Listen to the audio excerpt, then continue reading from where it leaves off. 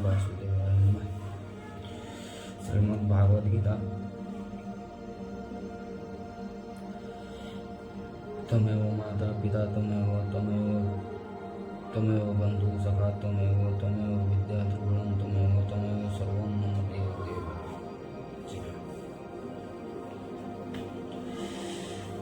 श्रीमद् भागवत गीता के 5वें अध्याय का महात्म्य। श्री भगवान कहते हैं, अब सब लोगों द्वारा सम्मानित 5वें अध्याय का महात्म्य संक्षेप से बतलाता हूँ। सावधान होकर सुनो। मद्र देश में पुरुकपुर नामक एक नगर है। उसमें पिंडगल नामक एक ब्राह्मण रहता था। वह वेद पाठी ब्राह्मणों के विख्यात वंश में जो सर्वथा निष्कलंक था उत्पन्न हुआ था, किंतु अपने कुल के लिए उचित वेद शास्त्रों के स्वाध्याय को छोड़कर ढोल और आदि बजाते हुए उसने नाच गाने में मन लगाया। गीत नृत्य और बाजा बजाने की कला में परिश्रम करके पिंडली ने बड़ी प्रसिद्धि प्राप्त कर ली और इसी से उसका राजभवन में भी प्रवेश हो गया। अब वह राजा के साथ रहने लगा और पराई स्त्रियों को बुला कर उसका उपभोग करने लगा। स्त्रियों के सिवा और कहीं उसका मन नहीं लगता था। धीरे धीरे अभिमान बढ़ जाने से चुलबुल होकर वह एकांत में राजा से दूसरों के दोष बतलाने लगा। नील की एक स्त्री थी जिसका नाम था अरुणा। वह नीच कुल में उत्पन्न हुई थी और कामी पुरुषों के साथ विहार करने की इच्छा से सदा उन्हीं की खोज में घुमा करती थी। उनसे पति को अपने मार्ग का कंटक समझकर एक दिन आधी रात में घर के भीतर ही उसका सिर काट कर मार डाला और उसकी लाश को जमीन में गाड़ दिया। इस प्रकार प्राणों से विमुक्त होने पर वह यमलोक में पहुंचा और भीषण नरकों का उपभोग करके निर्जन वन में गिद्ध हुआ। अरुणा भी बगंदर रोग से अपने सुंदर शरीर को त्याग कर घोर नरक भोगने के पश्चात उसी वन में सुखी हुई। एक दिन वह दाना चुगने की इच्छा से इधर उधर फुलक रही थी। इतने में ही उस गिद्ध ने पूर्व जन्म के बैर का स्मरण करके उसे अपने तीखे नोकों से फाड़ डाला। सूखी घायल होकर पानी से भरी हुई मनुष्य की झोपड़ी में गिरी। गिद्ध पुनः उसकी ओर झपटा। इतने में ही जाल फैलाने वाले बहेलिया उसे भी बाणों का निशाना बनाया। उसकी पूर्व जन्म की पत्नी सुकी उस खोपड़ी के जल में डूबकर प्राण त्याग चुकी थी। फिर वह क्रूर पक्षी भी उसी में गिरकर डूब गया। तब यमराज के दूत उन दोनों को यमराज के लोकों में ले गए। वहाँ अपने पूर्व कृत पाप कर्म को याद करके दोनों ही भयभीत हो रहे थे।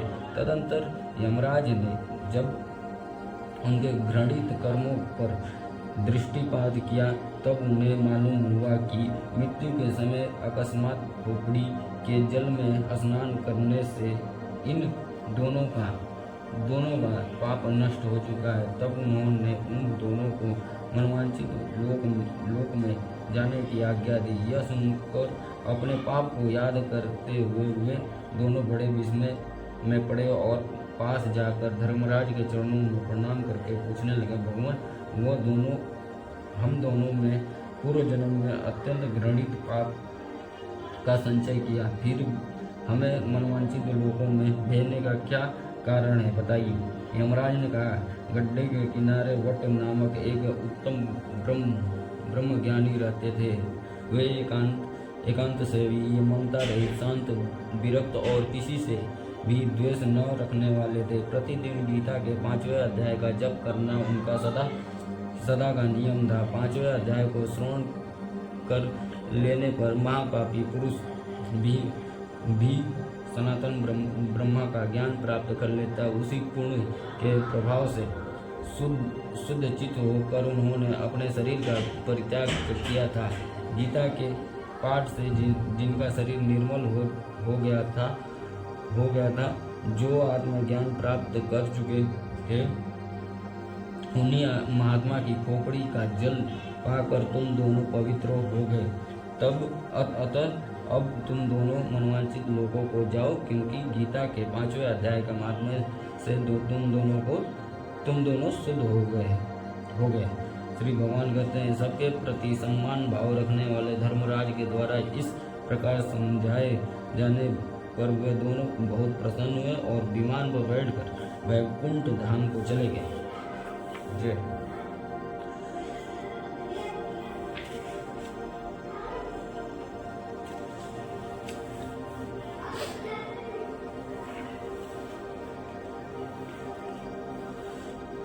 पांचवा ओम श्री परमात्मा नमः। उसके उपरांत अर्जुन ने पूछा, हे कृष्ण, आप कर्मों के संन्यास की और फिर निष्काम कर्मयोग की प्रशंसा करते हैं, इसीलिए इन दोनों में एक जो निश्चय किया हुआ कल्याणकारक होवे उसको मेरे लिए कहिए। इस प्रकार अर्जुन के पूछने पर श्री कृष्ण महाराज बोले, हे अर्जुन, कर्मों का संन्यास अर्थात मन, इंद्रियों और शरीर द्वारा होने वाली संपूर्ण कर्मों में कर्तापन का त्याग और निष्काम कर्मयोगी अर्थात समस्त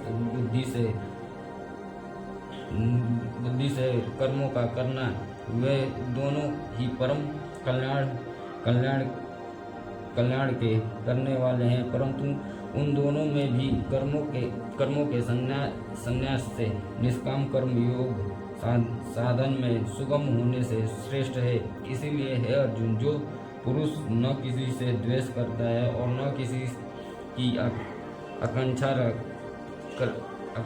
करता है, वह निष्काम कर्मयोगी सदा सन्यासी ही समझने योग्य है। क्योंकि राग द्वेषादि द्वंद्वों से रहित हुआ पुरुष सुखपूर्वक संसार रूप बंधन से मुक्त हो जाता है। हे अर्जुन, ऊपर कहे हुए संन्यास और निष्काम कर्मयोग को मूर्ख लोग अलग अलग फल वाले कहते हैं, न कि पंडित जन, क्योंकि ये दोनों में से एक में भी अच्छी प्रकार स्थित हुआ पुरुष दोनों के फल स्वरूप परमात्मा को प्राप्त होता है। ज्ञान योगियों द्वारा जो परम धाम प्राप्त किया जाता है, निष्काम कर्मयोगियों द्वारा भी वही प्राप्त किया जाता है। इसीलिए जो पुरुष ज्ञान योग और निष्काम कर्मयोग को फलस्वरूप से एक देखता है, वही अर्थात देखता है। परंतु हे अर्जुन, निष्काम कर्मयोगी योग के बिना संन्यास अर्थात मन, इंद्रियों और शरीर द्वारा होने वाले संपूर्ण कर्मों के कर्तापन का त्याग प्राप्त होना कठिन है और भगवत स्वरूप को मनन करने वाला निष्काम कर्मयोगी पर परमात्मा को शीघ्र ही प्राप्त हो जाता है। वश में किया हुआ शरीर जिसके ऐसा जितेंद्रिय और विशुद्ध अंतःकरण वाला एवं संपूर्ण प्राणियों के आत्मरूप परमात्मा में एक ही भाव हुआ निष्काम कर्म योगी कर्म करता हुआ भी लिपायमान नहीं होता।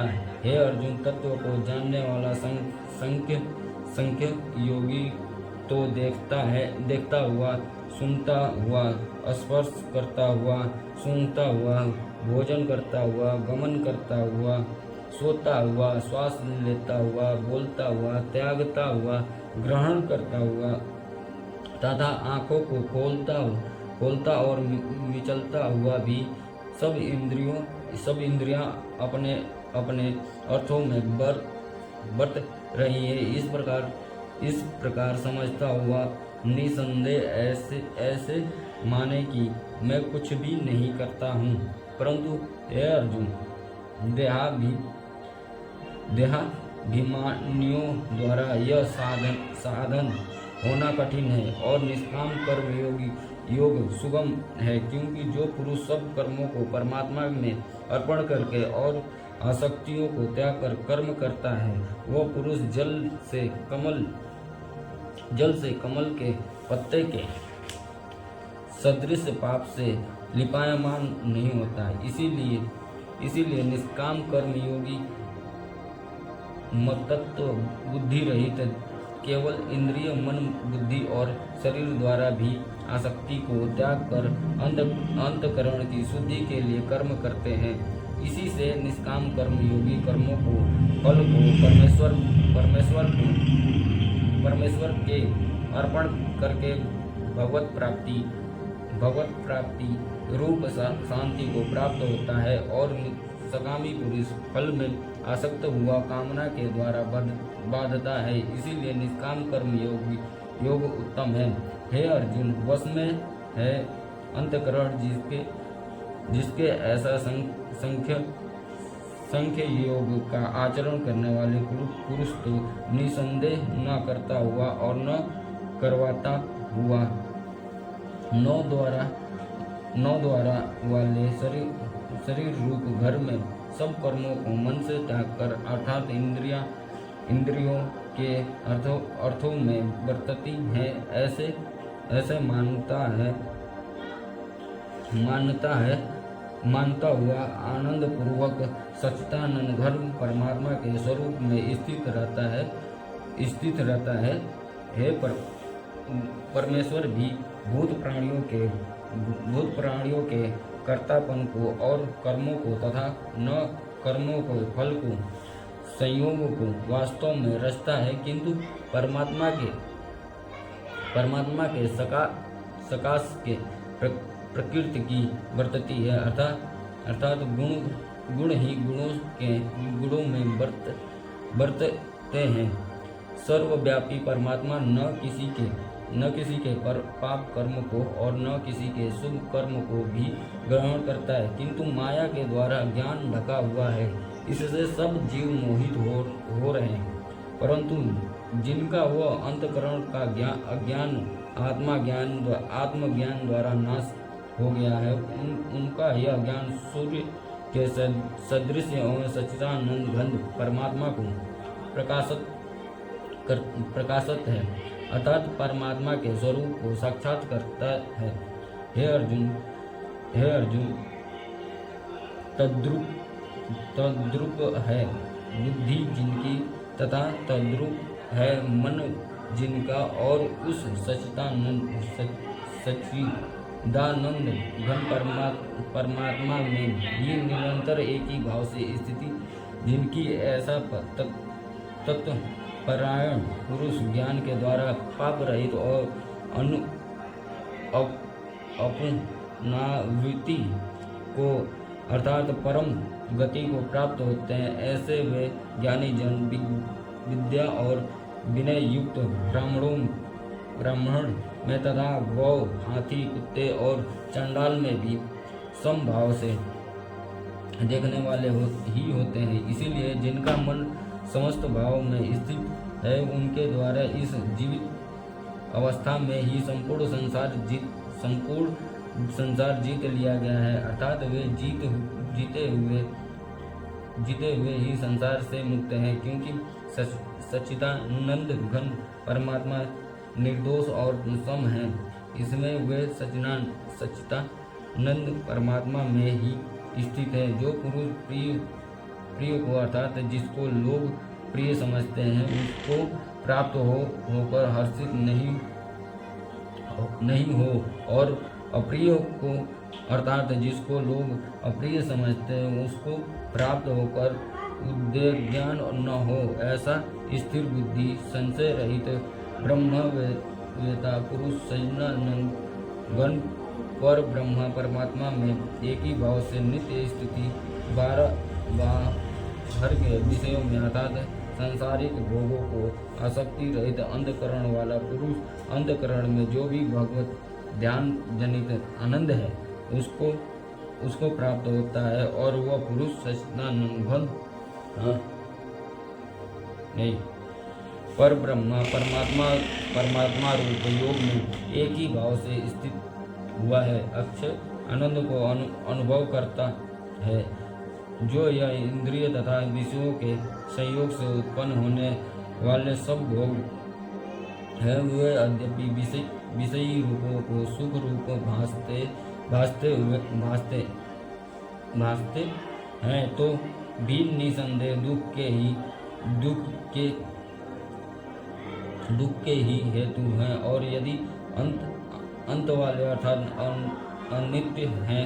इसीलिए हे अर्जुन, बुद्धिमान विवेकी पुरुष उनमें नहीं रमता जो मनुष्य शरीर के नाश होने से पहले ही काम और क्रोध से उत्पन्न हुए वेग को सहन करने में समर्थ है।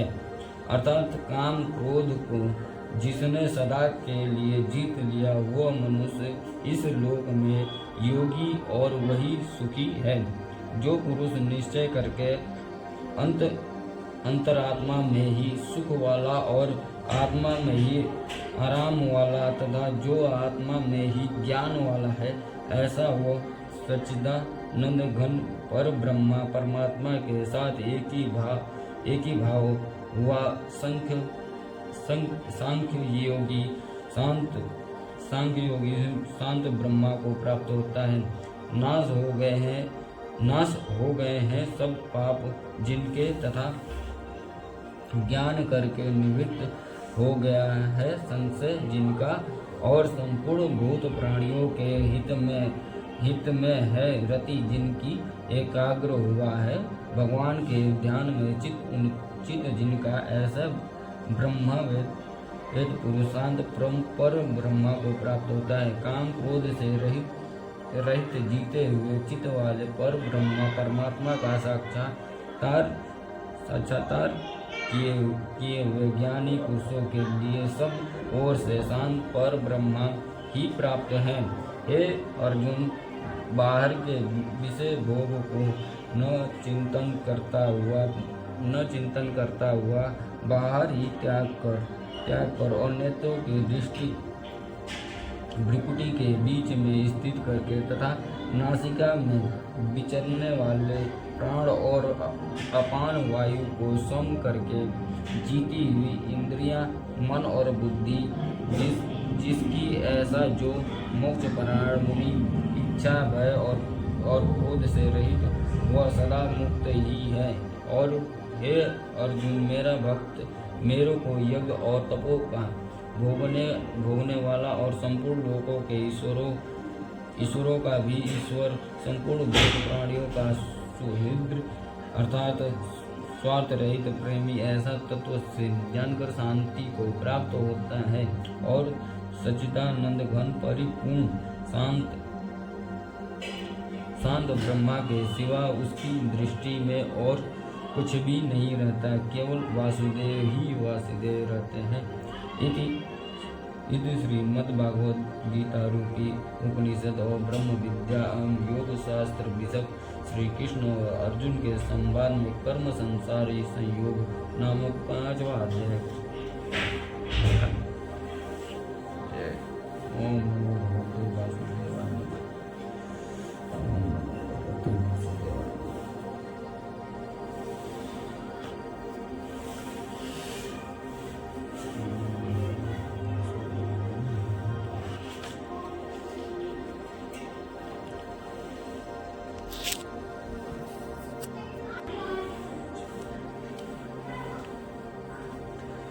श्री गुरु चरण सरोज निज मुकुन सुधार वर्ण रघुबर विमल जसो जोदायक फलचार बुद्धि तनु जान के सुंदरो कौन कुमार बल बुद्धि विद्या देह मोहि हरौ करे सविकार। जय हनुमान ज्ञान गुण सागर जय कबीर लोक उजागर रामुदित अतुलित बलधाम अंजनी पुत्र पवन सुत नाम महावीर विक्रम बजरंग कुमत निवार सुमत के संगी कंचन वरन विराज सुवेशा कानन कुंचित केसा हाथ वज्रो ध्वजा विराजे काजे मोदितने साज शंकर सुमन केसरी नंदन तेज प्रताप जगवंदन विद्यावन गुणी अति चातुर राम काज करिबे को आतुर प्रभु चरित सुनबे को रसिया राम लखन सीता मन बसिया सूक्ष्म रूप धरि सियहि दिखावा विकट रूप धरि लंका जरावा भीम रूप धरि असुर संहारे रामचंद्र के काज सवारे लाए सजीवन लखन जियावे श्री रघुवीर हरि सिर लावे रघुपति की नी बहुत बड़ाई तुम प्रिय हार भरत संभाई सहस बदन तुम रोजस गावे अस कहीं श्रीपति कंठ लगावे संकादि ब्रह्मादि मीसा नारद सारद सहित ईसा जमुक कुबेर दिग्बाल जहाँ ते कवि को भी कहीं सके कहाँ ते तुम उपकार सुग्रीवी की नार मिलाए राजपथ दीना तुमरो मंत्र विभीषण मान लंकेश्वर सब जग जान लंकेश्वर भय सब जग जानन जुग सहस्त्र जोजन पर भानु लीलो ताई मधुर बलवान प्रभु मुद्रिका मैल मुख माहि जल लागी गए अचरज नाहि दुर्गम काज जगत के जेते तुम सुगम अनुग्रह तुम रे राम द्वारे तुम रखवाले भटन आज्ञा बिन पैसारे सब सुख ले तुम्हारी सरना तुम रक्षक पाओ को डरना आपन तेज समारो आप तीनों लोग आप देखा भूत पिशाच निकट नहीं आवे महावीर जय नाम सुना नासे रोग हरे सब पीर जपन निरंतर हनुमत वीर संकट से हनुमान छुड़ावे मन क्रम वचन ध्यान जो लाल सब पर राम तपस्वी राजा तीन के काज सकल तुम साजा और मनोरथ जो कोई लावे सोई निमित जीवन पल पावे चारों युग प्रताप तुम्हारा है प्रसिद्ध जगत उजियार साधु संत के तुम रखवा आसुर कंदन राम दुलार अष्ट सिद्धनों निधि के दाता असबर दीन जानकी माता राम रसायन तुमरे पास सदा रहो रघुपति के दासा तुमरे भजन राम को पावे जन्म जन्म के दुख विश्राम अंत काल रघुबरपुर जाए ध्यान जन्म हरि भक्त कहाई और देवता चित न डरई हनुमत से ही सरो सुख करई संकट कटे मिटे सब पीरा जो सुमरे हनुमत बलबीरा जय जय जय हनुमान गुसाई कृपा घोर गुरुदेव की नाई जो यह पढ़े हनुमान चालीसा होए हनुमान निचले होए सीधे साथी गौरी सा तुलसीदास सदा रिचेरा कीजे नाथ हृदय माडेरा कौन तन संकट हन मंगल मूरत रूप राम लखन सीता सहित रामचंद्र की जय हनुमान की जय।